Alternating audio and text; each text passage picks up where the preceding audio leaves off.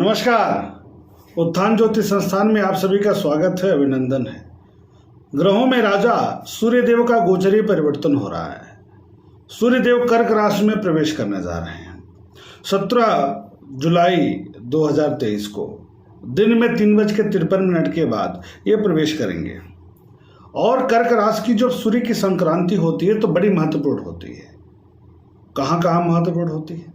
पहली स्थिति ये होती है कि जब सूर्य कर्क राशि में प्रवेश करते हैं तो अपनी दक्षिणायन की यात्रा आरंभ करते हैं। सूर्य के साथ दक्षिणायन और उत्तरायण दो विशेष स्थितियां अन्य ग्रहों की तुलना में महत्वपूर्ण हो जाता है।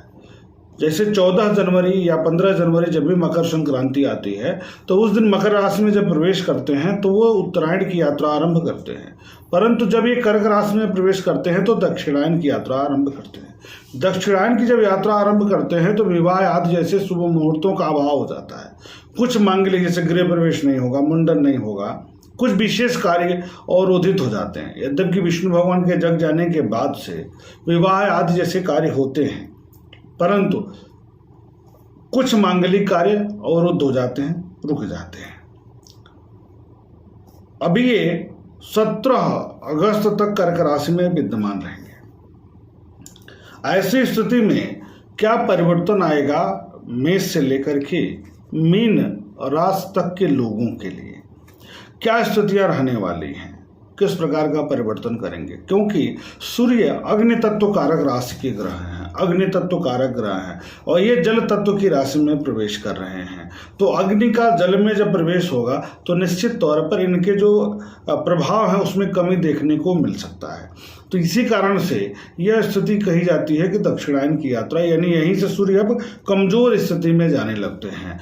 फिर भी मेष से मीन तक क्या प्रभाव डालेंगे इसको हम जानेंगे। तो पंचमेश होकर के मेष लग्न के लिए, मेष राशि वालों के लिए, तो मेष के लिए पंचमेश होकर के सुख भाव में गोचर करेंगे तो स्वास्थ्य मध्यम रहेगा, सुख में वृद्धि होगी, सुख के संसाधनों में वृद्धि होगी, माता का स्वास्थ्य तनाव दे सकता है, विद्या में वृद्धि होगा, डिग्री लेने के लिए समय उत्तम रहेगा, पिता के स्वास्थ्य को लेकर थोड़ा सा सतर्क रहने की विशेष आवश्यकता है। सरकारी क्षेत्र से जुड़े लोगों के लिए समय अनुकूलप्रद रहेगा। कार्य क्षेत्र में वृद्धि का संकेत ठीक है। सरकारी क्षेत्र में हो या प्राइवेट सेक्टर में हो, दोनों जगह पर आप अच्छा करेंगे। जहां भी है वह श्रेष्ठ प्रदर्शन करेंगे। आय के साधनों में वृद्धि का योग बनेगा। माणिक रत्न अगर आप धारण करते हैं मूल कुंडली के अनुसार तो बहुत अच्छा परिवर्तन होगा, बहुत सकारात्मक वृद्धि होगा। वृष की बात करेंगे तो वृषभ के लिए चतुर्थ भाव के कारक हो जाते हैं, पराक्रम भाव में जा रहे हैं। ऐसे में पराक्रम और यशकृत में वृद्धि होगी। माता पिता के स्वास्थ्य में थोड़ी सी चिंताजनक स्थिति होगी, हल्की सी, ज्यादा नहीं। पराक्रम बढ़ेगा, सामाजिक प्रतिष्ठा बढ़ेगा, पिता का सुख सानिध्य बढ़ेगा, लेकिन उनके स्वास्थ्य को लेकर थोड़ी सी चिंता होगी। घर में विशेष करके भाई बहनों से सुख बढ़ेगा, लगाव बढ़ेगा, पराक्रम बढ़ेगा। गृह और वाहन सुख पर खर्च होगा। गृह और वाहन सुख से संबंधित कार्य जो अवरुद्ध थे वो बनते हुए दिखाई देंगे। प्रॉपर्टी से जुड़ा मामला हल होगा। खरीद बिक्री का भी योग बनेगा, प्रॉपर्टी खरीद बिक्री का योग बनता है। हनुमान जी की आराधना करने से श्रेष्ठ लाभ की प्राप्ति आपको होगी। मिथुन लग्न की बात करेंगे। मिथुन लग्न में पराक्रम के कारक होकर के धन भाव में जा रहे हैं तो वाणिज्य व्यवसाय के क्षेत्र से जुड़े लोगों के लिए समय अनुकूलप्रद बना रहेगा। पेट और पैर की समस्या से थोड़ा सा तनाव संभव है। सरकारी क्षेत्र से जुड़े लोगों के लिए समय अनुकूलप्रद है। वाणी में तीव्रता संभव है, वाणी पर नियंत्रण रखें। कुटुंब में, परिवार में नया कार्य हो सकता है और क्रोध पर भी नियंत्रण रखना आवश्यक है। वाणी तीखा नहीं करना है, ध्यान रखना है। धनागम होगा, धन संबंधित कार्यों में वृद्धि होगी, व्यापार में वृद्धि होगा। आग और बिजली से संबंधित कार्यों को लेकर के या कोई शॉर्ट सर्किट हो सकता है, यहाँ बचने का आप प्रयास करेंगे तो अच्छा होगा। कारण यह है कि तृतीय से जब धन भाव में जाते हैं, पराक्रम भाव में जाते हैं, पराक्रम का कारक धन भाव में जाते हैं तो थोड़ा सा आग से या ब्लड रिलेटेड प्रॉब्लम हल्का सा परेशान करता है, तो ध्यान देना है। आपको उपाय क्या करना है? सामान्य रूप से लग्नेश बुध को मजबूत किए रहिए, सूर्य को नियमित तौर पर जल देते रहिए। धन बढ़ेगा इस बीच में आप लोगों के लिए। कर्क की बात करेंगे तो कर्क लग्न के लिए अथवा कर्क राशि वालों के लिए ये धन के कारक होते हैं, द्वितीयेश होते हैं, धनेश होते हैं और ये लग्न भाव पर ही जा रहे हैं। तो निश्चित तौर पर व्यक्तित्व में निखार तो आएगा, तो क्रोध बढ़ेगा, इरिटेशन बढ़ेगा, घमंड में थोड़ी सी वृद्धि हो सकती है, मानसिक तनाव या चिंता में थोड़ा सा वृद्धि होगा, झल्लाहट में वृद्धि होगा क्योंकि तेज बढ़ेगा, काम नहीं बनेगा तो परेशान होंगे आप। सरकारी लाभ के क्षेत्र में, सरकारी क्षेत्र से जुड़े हैं, सरकार के कार्यों से आप जुड़े हैं तो वहाँ पर आप बहुत बेहतर कर सकते हैं, बहुत अच्छा कर सकते हैं। दाम्पत्य जीवन, क्योंकि ईगो बढ़ता है लग्न पर जब रहते हैं सूर्य तो ईगो बढ़ेगा, थोड़ा सा घमंड मन में आएगा, तीव्रता बढ़ेगा, तो दाम्पत्य जीवन प्रेम संबंधों में अवरोध होगा। पिता का सहयोग सानिध्य बढ़ेगा, सुख सानिध्य बढ़ेगा, प्रेम बढ़ेगा, लाभ बढ़ेगा, धनागम के साधनों में वृद्धि होगा। सूर्य को नियमित तौर पर जल देना आपके लिए श्रेयस्कर होगा। सिंह लग्न की बात करेंगे तो लग्नेश होकर के व्यय भाव में जाएंगे, तो लग्नेश व्यय भाव में जाएंगे तो यात्रा कराएंगे, आंखों की समस्या देंगे, चोट लगने की समस्या उत्पन्न हो सकती है, यात्रा खर्च बढ़ेगा, साथ ही साथ मन अशांत रहेगा, प्रतियोगिता में विजय का योग बनेगा, प्रतियोगी परीक्षाओं में सकारात्मक परिवर्तन देखने को मिलेगा। दाम्पत्य जीवन और प्रेम संबंधों में थोड़ा सा चूंकि कॉन्फिडेंस कमजोर होगा तो हल्का सा अवरोध दिखाई देगा, परंतु कोई नकारात्मक प्रभाव नहीं होगा। मूल कुंडली के अनुसार माणिक्य रत्न धारण करना आपके लिए लाभदायक होगा। कन्या की बात करेंगे तो कन्या में व्ययस होकर के लाभ भाव में जा रहे हैं तो यहाँ तो ये बेहतर ही हो जाएंगे, खराब नहीं होंगे, लेकिन व्यापारिक खर्च में वृद्धि करेंगे, व्यापारिक विस्तार में वृद्धि करेंगे। संतान एवं पारिवारिक विशेषकर भाई को लेकर तनाव हो सकता है। पढ़ाई अध्ययन अध्यापन में थोड़ा सा अवरोध होगा क्योंकि सूर्य की दृष्टि पड़ेगी पंचम भाव पर। पिता पक्ष से भी थोड़ी से तनाव की स्थिति बनेगी, घर से दूरी बन सकती है।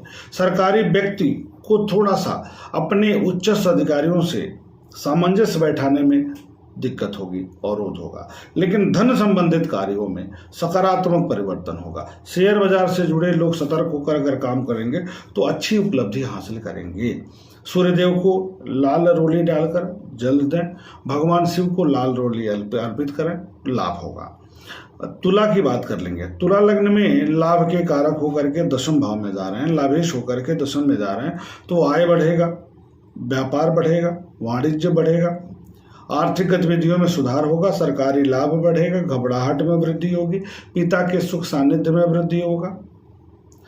कार्य क्षेत्र बहुत अच्छा करेंगे, गृह जमीन जायदाद वाहन से जुड़ा कार्य बनता हुआ दिखाई देगा। अध्ययन अध्यापन में के लिए थोड़ा समय उपयुक्त रहेगा।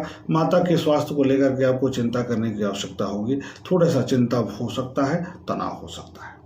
वृश्चिक की बात करेंगे। वृश्चिक राशि वृश्चिक लग्न के लिए सूर्य सबसे शुभ फल प्रदायक ग्रह होते हैं, ऐसे में दशमें होकर के भाग्य भाव में जा रहे हैं तो भाग्य बढ़ेगा, पिता का सुख सानिध्य बढ़ेगा, कार्यों में भाग्य का साथ प्राप्त होगा तो आप अच्छी सफलता अर्जित करेंगे, पराक्रम बढ़ेगा, सम्मान बढ़ेगा, पिता का सहयोग सानिध्य आशीर्वाद प्राप्त होगा। सरकारी अथवा प्राइवेट सेक्टर में जहां भी हैं अपने उच्चस्थ अधिकारियों से सहयोग प्राप्त करेंगे, पढ़ाई ठीक रहेगी, नौकरी ठीक रहेगा, भाई बंधुओं मित्रों का सहयोग सानिध्य प्राप्त होगा। क्रोध पर नियंत्रण रखते हुए क्या करना है, मूल कुंडली के अनुसार माणिक्य रत्न धारण कर लेंगे तो लाभ होगा। धनु की बात करेंगे तो धनु की स्थिति यह है कि भाग्य के कारक होकर के अष्टम में चले जाएंगे। अष्टम का अर्थ हुआ थोड़ा सा अवरोधक, भाग्य भंग योग बन जाएगा तो भाग्य में अवरोध होगा, कार्यों में विलंब होगा, पिता को कष्ट होगा, स्थानांतरण का योग बनेगा, स्वास्थ्य का समस्याएं होंगी, वाणी की तीव्रता में वृद्धि हो सकता है, दांत की समस्या में वृद्धि हो सकता है, पारिवारिक तनाव की स्थिति उत्पन्न हो सकती है, पेट की समस्या उत्पन्न हो सकती है, मुकदमे से तनाव की संभावना बन सकती है। दाम्पत्य जीवन या प्रेम संबंधों में सुधार होगा, परंतु वाणी पर नियंत्रण रखना आवश्यक है। पिता की देखभाल करना आपके लिए लाभदायक होगा। मकर लग्न की बात करेंगे, मकर राशि की बात करेंगे। दोनों लग्न अथवा राशि के अनुसार आप देख सकते हैं, लग्न पर भी परिणाम वही मिलेगा। मूल रूप से लग्न पर देखेंगे तो रिजल्ट बहुत अच्छे आते हैं, वही सटीक मिल जाएगा आपको। व्यापार और व्यापारिक गतिविधियों में परिवर्तन संभव होगा, लेकिन अब चतुर्थ या सप्तम भाव में जा रहे हैं अष्टम के कारक होकर के, तो थोड़ा सा सरकारी अवरोध भी हो जाएगा। निर्णय लेने में आपको दिक्कत जरूर आएगी। कहाँ पर? साझेदारी के कार्यों में भी और व्यापारिक गतिविधियों में भी। सरकारी व्यक्ति से तनाव या क्रोध के कारण तनाव संभव है। दाम्पत्य जीवन तनावपूर्ण रहेगा ही, मन में घमंड आएगा ही। पिता को कष्ट हो सकता है, क्योंकि अष्टम के कारक होकर सप्तम में जाएंगे तो तनाव बढ़ेगा पिता से। दैनिक आय को लेकर चिंता बनी रह सकती है। पेट और पैर की समस्या थोड़ा सा तनाव दे सकता है इस बीच में। सूर्य को जल देना नियमित तौर पर आवश्यक है। तांबे का टुकड़ा रविवार को हनुमान जी महाराज के चरणों में अर्पित कर दीजिए तो श्रेष्ठ लाभ होगा। कुंभ लग्न अथवा राशि वालों के लिए सूर्य का यह परिवर्तन सप्तमेश होकर के छठे भाव में होगा, अर्थात प्रतियोगिता में विजय प्राप्त होगी। आंखों की समस्या बढ़ेगा। रोग ऋण शत्रु पराजित होंगे, परंतु दैनिक आय में अवरोध होगा। पिता के सुख सानिध्य में कमी आएगी। पारिवारिक तनाव बढ़ेगा। दाम्पत्य जीवन प्रेम संबंधों में गलतफहमी के कारण अवरोध हो सकता है। चिंताजनक स्थिति हो सकती है। यात्रा में वृद्धि हो सकता है। आंखों में कष्ट हो सकता है।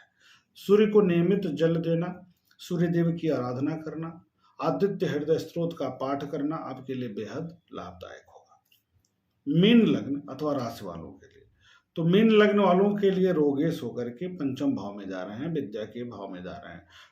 पढ़ाई में अवरोध होगा। संतान को लेकर चिंता रहेगी। पिता से मतभेद होगा। अचानक शारीरिक कष्ट से प्रगति अवरोधित होगा। आय के साधनों में प्रगति की स्थिति तो बनेगी, परंतु संतान और विद्या का क्षेत्र अवरोधपूर्ण रहेगा।